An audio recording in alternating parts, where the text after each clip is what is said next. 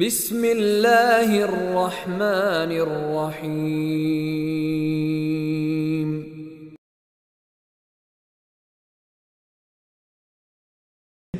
Hamba Allah, Assalamualaikum warahmatullahi wabarakatuh. Assalamualaikum warahmatullahi wabarakatuh. Allahumma sholli ala sayyidina Muhammad wa ala sayyidina Muhammad. Pertanyaannya, tidak ada hijab antara anak dan orang tuanya. Apakah setiap doa anak khususnya untuk orang tuanya yang telah meninggal dunia akan langsung dikabul oleh Allah Subhanahu wa taala? Saat itu juga di antara doanya adalah memohon agar dijadikan kuburnya taman daripada taman-taman surga. Mohon penjelasannya Buya. Terima kasih. Assalamualaikum warahmatullahi wabarakatuh. Allah Maha Luas dengan rahmatnya, dan dijanjikan seperti itu anak soleh akan sampai doanya kepada orang tua. Memang ada di antaranya hijab yang menjadikan doa itu tidak nyampe adalah kesyirikan. Orang tuanya syirik, orang tuanya keluar dari iman, orang tuanya munafik, itu gak bisa nyampe. Biarpun anaknya wali kutub, tidak akan nyampe kepada orang tuanya, karena orang tuanya sudah membuat pembatas, karena dia bukan seorang yang beriman. Kalau orang tua yang bermaksiat, semoga tetap, karena berjanji akan nyampe insya Allah. Jadi ada beberapa hal yang menjadi sebab terhijab antara kita dengan doa. Di antaranya sebab yang paling dahsyat adalah keluar dari iman, murtad atau syirik, menyekutukan Allah, termasuk di dalamnya adalah kemunafikan, kafir batin.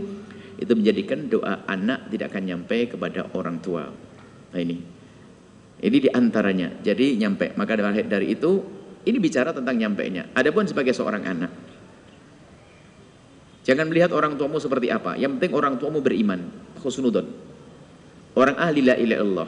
Mungkin sejelek apapun orang tuamu, tanda bekti seorang anak kepada orang tuanya, ini kita balik ke bahasanya. Tanda bekti. Ada orang menyesal, aduh aku belum sempat bekti kepada bapak ibuku, keburu meninggal nih, gimana nih? Ada kan begitu? Untuk berbakti kepada orang tua yang telah meninggal dunia, masih ada caranya. Yang pertama, jangan Anda berdoa kecuali orang tua Anda bawa dalam doa Anda. Kalau Anda lupa sekali saja, jangan-jangan sudah tidak punya cinta ke orang tua. Doa orang tua untuk orang tua itu sederhana. Allahumma firlahu warhamhu, Allahumma firlaha warhamha, Allahumma firlahu warhamhu. Ya Allah, ampuni beliau dan beri kasih sayang. Itu tok. Lah kok doa gitu saja kok ketinggalan? Berarti hatimu yang mati. Kan gak repot. Jadi tanda baktimu kepada orang tua adalah engkau tidak pernah meninggalkan doa untuk orang tuamu. Sejahat apapun orang tuamu. Tapi kalau dia umat Nabi Muhammad, masa kamu rela kalau ibumu masuk neraka? Na'udzubillah. Ini adalah iman. Yang kedua adalah jika kita bisa mendapatkan rezeki dari Allah. Kalau memang Anda niat berbakti pada orang tua, gini saja. Kamu dapat gaji berapa nih? Waduh, 10 juta. 10 juta. Tapi saya nyesel, saya sudah dapat gaji enak, bapak saya sudah meninggal. Saya pengen berbakti pada orang tua. Maksudnya gimana? Saya penyesal dulu belum pernah berbuat baik pada orang tua saya. Bener nih? Bener, gimana caranya? Kalau seandainya bapakmu hidup, kau kasih duit berapa? Ayo ngomong berapa dia? Juta? 500 ribu? Ya 500, katanya mau tobat. Jadi anggap seolah-olah abah itu kalau hidup, berapa kamu akan kasih?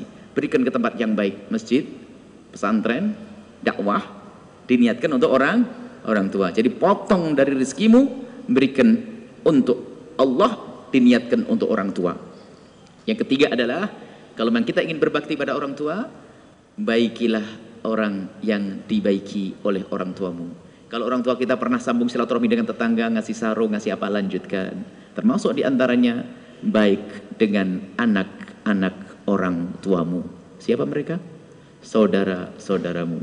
Makanya kalau ada orang ngerebut waris, itulah ahli neraka yang berjalan di atas bumi, durhaka kepada orang tua. Itu ya, jadi doa tetap sejelek apapun orang tua menurutnya, karena mungkin orang tuanya mungkin bandel, tidak sholat segala macam, atau banyak melakukan kemaksiatan, tapi kalau ahli iman, doakan, maka doakan nyampe insyaallah. Wallahu a'lam bishawab. Untuk pengabulan doanya Buya, apa itu? Taman-taman surga di alam kuburnya itu saat itu juga atau seperti apa Buya? Nah, kalau kalau mendoakan ketahuilah, yang namanya barzah itu adalah kenikmatan surga akan diberikan oleh Allah di saat orang berada di alam barzah, dan akan diberikan juga saat itu. Kalau memang sudah habis dosa-dosanya dan seterusnya. Jadi gini loh ya, beruntungnya orang beriman itu tidak semuanya bakal menemukan capeknya padang mahsyar. Bisa saja masuk alam barzah sehari sudah habis dosanya. Karena setiap hari didoakan, bukan saja anak yang mendoakan, didoakan oleh manusia sejagat. Maka dari itu tolong dijaga iman itu. Jangan main-main urusan iman. Kalau meleset iman hilang, ngentengin syariah, ngerendahkan Al-Quran, ngerendahkan Nabi Muhammad, ngerendahkan syariat. Kalau ngomong yang benar, agama yang paling benar hanya agama Islam, yang masuk surga hanya umat Islam. Jangan sampai ada perkataan yang mengeluarkan kita dari iman. Perkataan keluar dari iman mengatakan lesbi boleh, naudzubillah, keluar dari iman bertentangan dengan Al-Quran.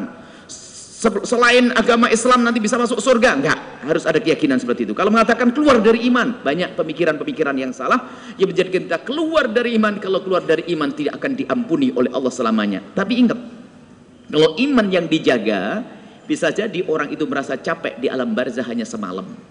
Karena apa? Didoakan manusia sejagat. Karena nyambung kita dengan umat Islam. Selagi kita umat Nabi Muhammad, bisa jadi setahun, bisa jadi sampai di padang mahsyar terlihat itu dosa. Karena terlalu besar dosanya, apalagi dosa yang produktif. Ada dosa produktif. Oh, dia buat program kok. Dirikan pondok itu adalah amal produktif. Dirikan tempat diskotik, ini dosa produktif. Ngajari orang judi, ngajari orang main, dosa produktif. Mengalir terus. Hati-hati. Makanya tobat. Belum tobat lagi, kan terus dosa. Orang yang diajari dosa, terus berdosa, dosa berantai. Naudzubillah. Semoga. Maka dari itu, kalau berbuat harus kita pikirkan.